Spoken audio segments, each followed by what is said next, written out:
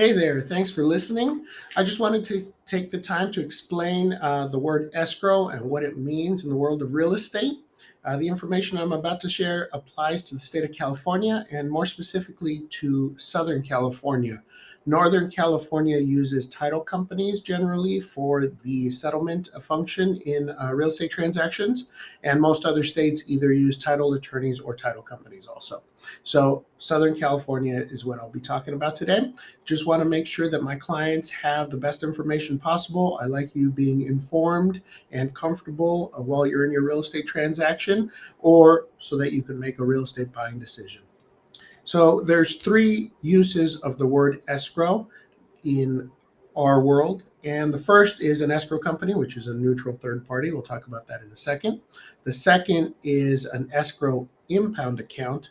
And third is an informal term in escrow. And you'll hear real estate agents and loan officers use that term. So the first term is an escrow company, and that's a neutral third party that holds funds from the buyer in trust and title transfer documents, such as a grant deed and trust from the seller. And they make sure that at the end of the transaction, buyer and seller both receive what they're expecting at minimal risk. In the olden days, there was always the danger that if you gave someone money, they might run off with it before actually transferring ownership, or if somebody executed the documentation for transferring ownership, the buyer might take ownership and possession without actually paying the money. So the escrow account mitigates that risk. And so basically, when the buyer puts in money, especially at the beginning, the deposit or earnest money deposit, we also call it EMD in industry parlance, those funds are put into a trust account that escrow holds and controls. And so the seller knows that money's there, that money is good in order to start their process, right? And at the end of the transaction, if the buyer gets a loan, then the lender wires funds to that trust account. If the buyer is buying cash, then they wire the cash to that transaction with the same reason, so that the seller knows that the buyer is providing those funds before giving over title. Because what a lot of people don't realize is that the moment the seller signs the deed, the grant deed, that is when ownership is transferred. It's not when the documents go to the county to be recorded. That's just what makes it public record. The actual execution of the doc is what makes it legal. So that document goes to escrow and they hold it until the buyer has performed with their part of the contract. The escrow function also makes sure that all obligations on the transaction are up to date. That means any outstanding property tax bills, any liens, any mortgages on the property that the seller might have put, those will be paid and the buyer doesn't have to worry about them. There won't be a cloud on title for the buyer from the seller's liens, obligations, unpaid taxes, things like that. The escrow company also makes sure that from day one, the insurance is paid for the buyer, so that the moment they take ownership of the property, there's fire insurance in place and flood insurance if applicable. So, if the property burns down before you move into it, which has happened, right, you're protected, right? Then the escrow company also pays any commissions that are due on the transaction to any real estate agents, any any termite companies that might have performed work, any contractors that might have performed work for the seller to get the property ready for sale.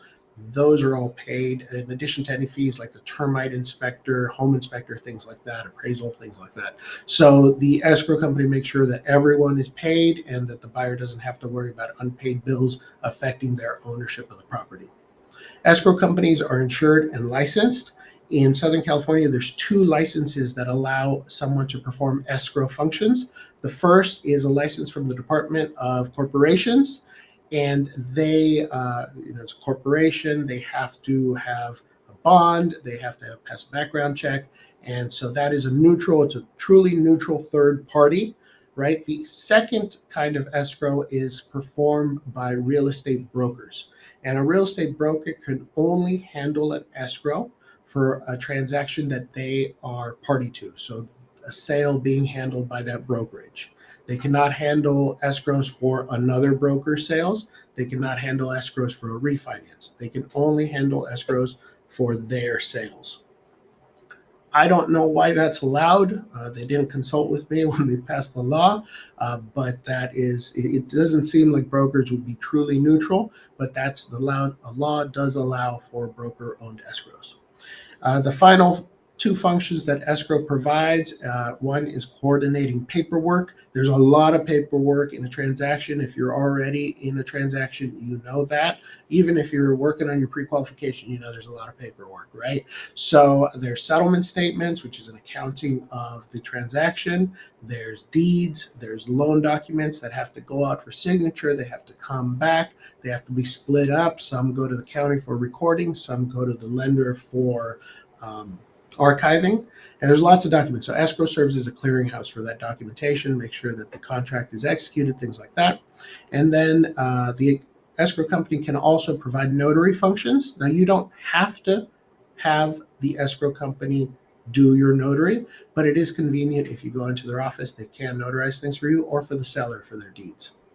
The second definition of escrow is an impound account. We also call it your escrows, your impounds. TNI, if you ever hear the term PITI, principal, interest, taxes, and insurance, this is the TNI portion of your payment.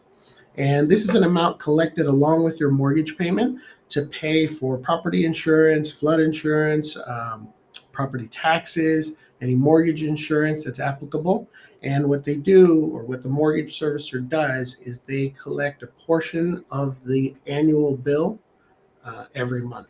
So it makes it so that you have a level payment and you're not paying things in fits and starts.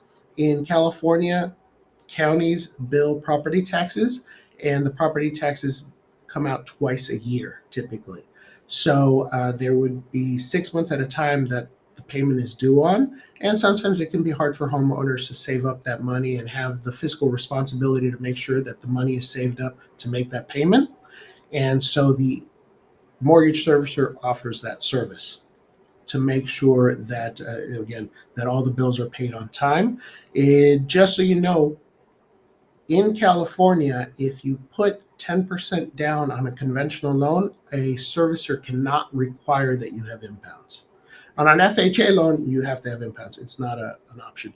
But on conventional loans, California law says that you do not have to have an impound account if you don't want to, if you put at least 10% down. That's one of the things that's unique in California.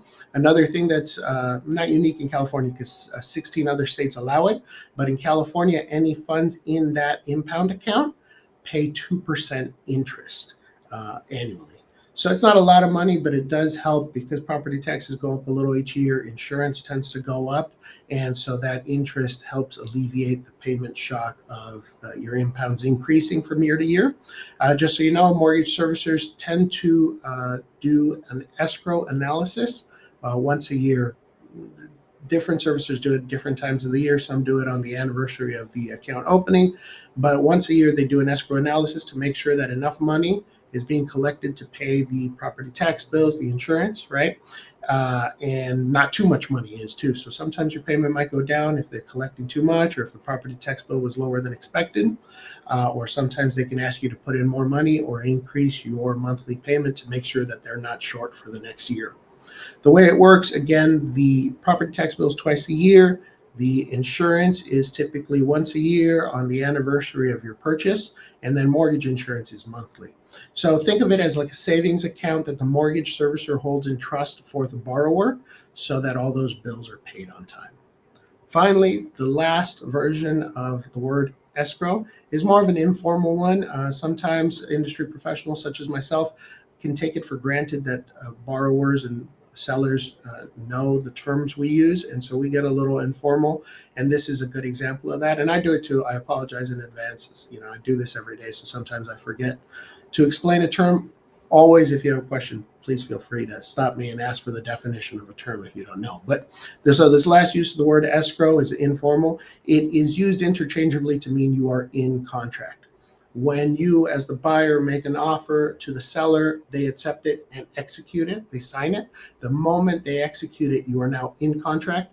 We refer to that as in escrow, because that contract, that sales contract, we also call it the residential purchase agreement, or the RPA, right? That contract goes to escrow, they open escrow, and so you as the buyer are in escrow, right? And I know that there's these three uses. People, their heads spin because we're using the same term for three different things.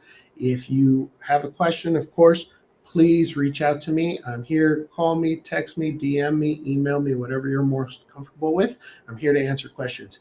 And if you have any friends or family that have any questions about home financing or real estate, I'm here to help. I don't charge for answers. I don't charge for consultations. I only get paid for results. Thank you for listening, and hope you're having a good day.